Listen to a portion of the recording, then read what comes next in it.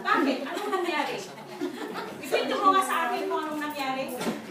Habang pa ako natutulog, katabi ko ang anak ko. Nang nagising na po ako, wala na po sa tabi ko ang aking anak. Hindi po yung natagpo ang anak po. Nasa kanyang anak. Hindi po yung totoo. Sige. Para walang, para fair ang hatiin natin ang baby.